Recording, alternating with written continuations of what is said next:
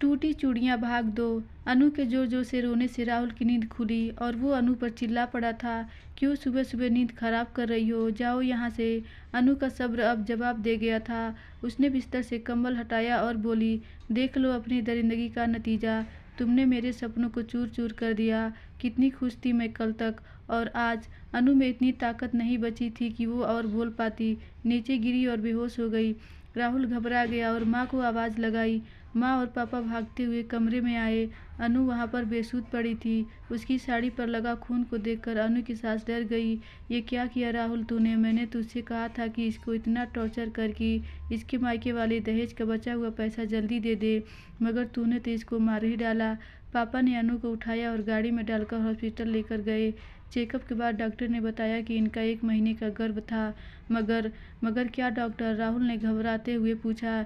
इनके साथ बहुत क्रूरता की गई है, जिससे इनका मिसकैरेज हो गया और अब शायद ही कभी मां नहीं बन पाएंगी, डॉक्टर ने बताया। राहुल सर पकड़कर वहीं बैठ गया और रोने लगा था।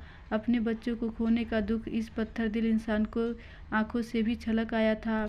अरे बेटा, इसमें रोने की क्या बात है? हम तेरी दूसरी शादी करवा देंगे, तुझे बच्चा ही चाहिए ना?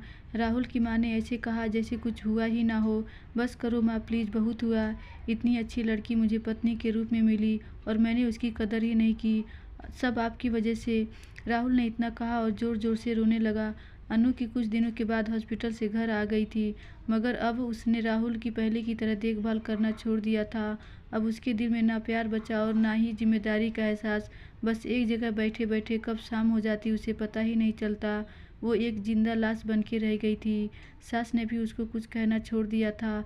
असल में अनु के दुख की वजह बस ये नहीं थी उसने अपना बच्चा खो दिया था, बल्कि ये भी थी कि उसने डॉक्टर की राहुल से की गई बात सुन ली थी कि अब वह कभी मां नहीं बन पाएगी।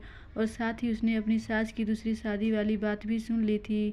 वह सोचती रहती थी कि कैसे लोग हैं मेरे शरीर से लाभ उठाकर मुझसे अपनी वासना शांत करके आज मुझे ही बिना फल का पेड़ बता के पीछा छुड़ाना चाहते हैं।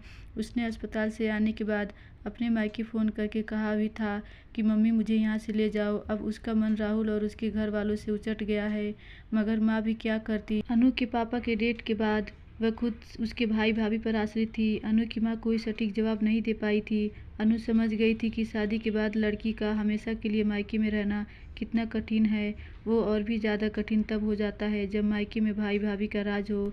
अपने आप को जिंदगी रूपी नदी के धार के साथ बहने के लिए छोड़ दिया। कुछ दिन ऐसे ही खामोशियों से बीत गए, मगर अनु की सास कहाँ तक खामोश रहती। बहू के आने के बाद जिसने घर का एक तिनका भी उठाकर इधर उधर ना किया हो, वो कब तक बहू को बिठाकर खिला सकती। अनु की सास ने इस बारे में राहुल से बात करनी चाहिए, मगर राहुल ने कुछ भी सुनने से इनकार कर दिया। उसने राहुल से दूसरी शादी के लिए मनाना चाहा, मगर राहुल नहीं माना।